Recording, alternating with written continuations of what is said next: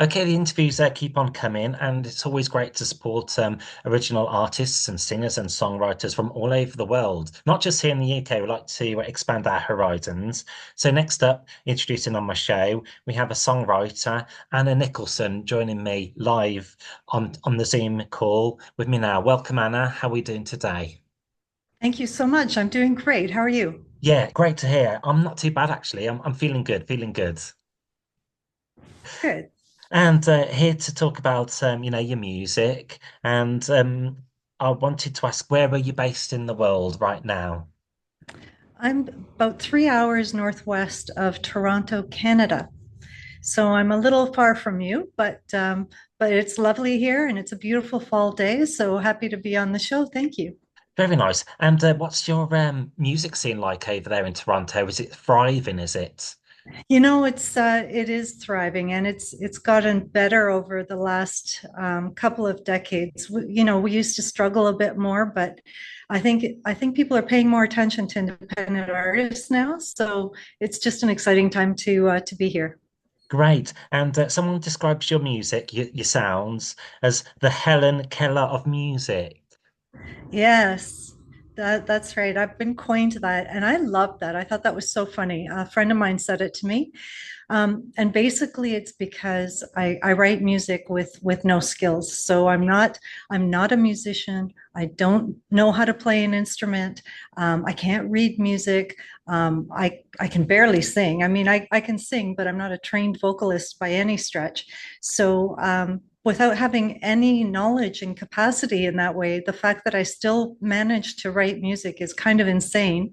And I only can do it with a cappella because I get these ideas musically, these melodies in my head, and then the only way I can communicate them is by putting them down in an a cappella form.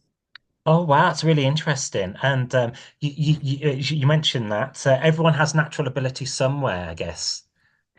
Somewhere, and that's where mine is. I just these ideas come to me, and I I feel compelled to capture them. So I used to write songs when I was younger, in my teens and 20s when I had a little more time. But even then, they were more limited in scope because I was a little more judgmental in terms of music taste, and I was more into rock at the time. But now, whatever melody comes to me, I will work with if I'm inspired by it. And so I write in many different genres. Oh, wow, that's good. I tell a person who likes music likes all music. All of it. Yeah, I have a Yeah, broad range, trust me. wonderful. And it says here you've also set up a record label as well, Indian Gypsy Music. That must have been a very satisfactory achievement for you. It is. It's all a progress and a process, and you know, every step of the way, there's something new to do and experience, and it was a natural evolution, because I have all these songs, and now that I have them, I can look at them and say, wow, it's a collection, it's an asset base, it's a library, it's substantial, it's something. Where before, when I first started, I only had one or two, and I thought it was more of a hobby, but now I can take it more seriously. I have over 100 songs, so it made sense to start the label. And now what I'm doing is I'm going back through that library and I'm handpicking songs that I really want to work with, and then I record them. I go into full production. I find people that I can work with, and whether it's a vocalist that can sing a particular genre that I can't, or a producer that does a particular style, then I go into the studio and I put it all together, and that's what the label's for. Well, may it long continue to grow for you. I suppose you'll be adding and adding to the repertoire I as am. yeah. Yeah, it's pretty exciting. It is. Great. And you've also been recognised, for achievements as well, like Emerging Artists Awards as well. How does that feel? It feels great. I had the Emerging Artists Award in 2020, and that was here locally in a neighboring town. So again, just the nomination was fantastic. I was nominee. I didn't win that one, but the fact that I even made it on their radar was fantastic. And then I have submitted to some song contests as well, global song contests, and I got two of my songs recognized for silver and bronze on those. So I'm just starting to take the avenue of applying for things like that and registering and seeing what'll happen. And so when it does happen, it's amazing the validation Yeah. because again, coming from somebody like me with no actual skills with instruments and just doing this stuff a cappella, it's just amazing to see the reception and people validating my work is really amazing. I think, yeah, it's great to hear that. It's a sense of achievement. I hope that's the right way of like you Yes, feeling that you received from absolutely. that. Absolutely.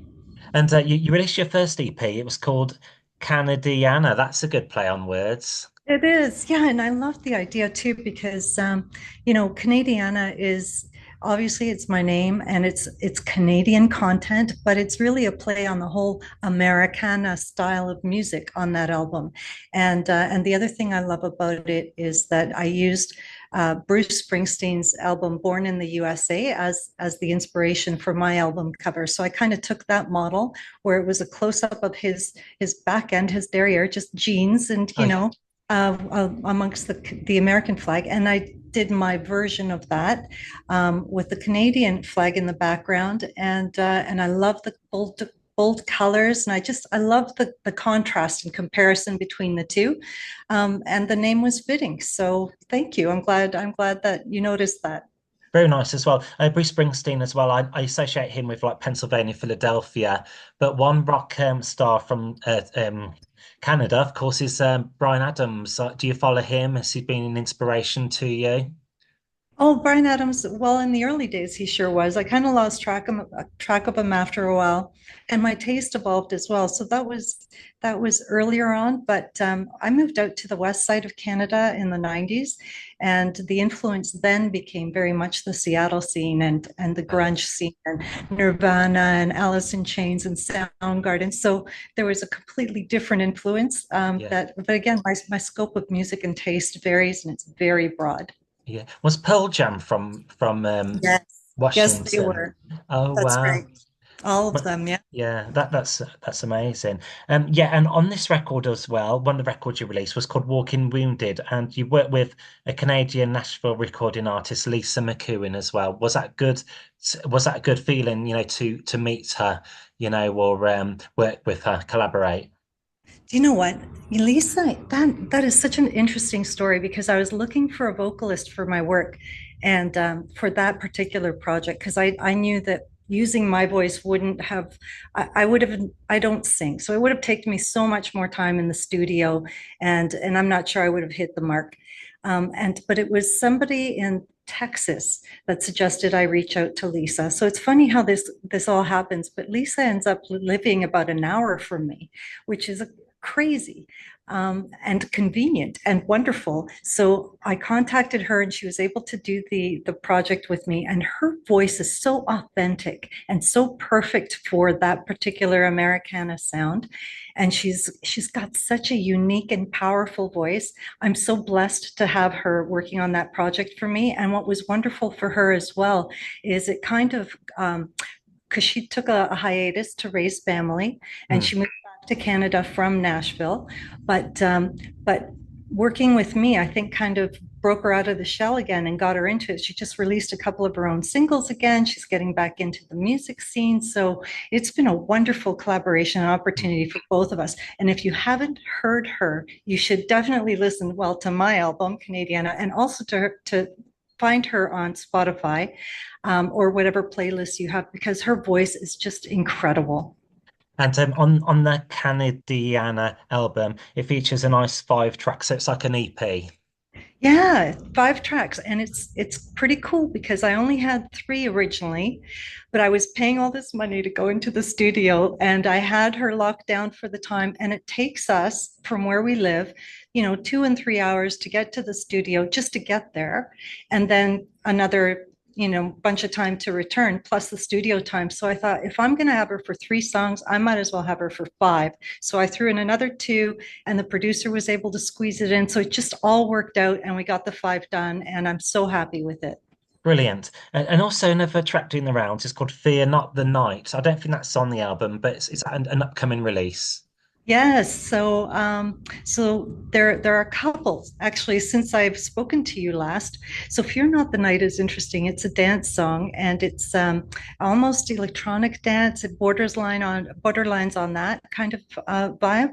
I'm singing on that one, and it's really a cool song because it's a dance song, so it's very upbeat, but the lyrics are kind of heavy. So I like the contrast. And if you were curious to see what my voice sounded like, that's where you would hear me.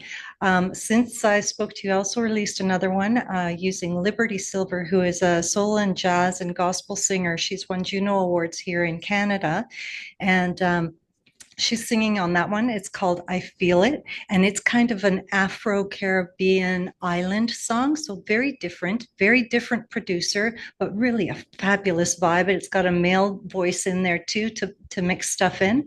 And I don't know if you're aware, but there's a band in the UK and they are called Colin Whitaker Band, the Colin Whitaker Band. And we connected on LinkedIn, if you could imagine. And I kind of liked his style. I loved the band and I loved his voice. And they're kind of quirky. They have their own kind of thing going on. And I had this song that I had nobody to do for me, but I somehow figured that they could do it really well. So I reached out to him. And as a lark, I think they were just going to do the song and send it back to me. But as they started working on it, they really liked it. And we almost have 40,000 hits and streams on that one already. It's called High Horse by the Colin Whitaker Band, and I wrote it. And it's just a fantastic spin on another opportunity that a cappella could bring with other artists coming in and doing my song. So I love that. Great. So you've definitely got some singles in the bag for everyone to check out. I do, and I can't wait to get some more done. There's a couple in the pipeline. They're heavy metal, and one's kind of southern rock, really hard.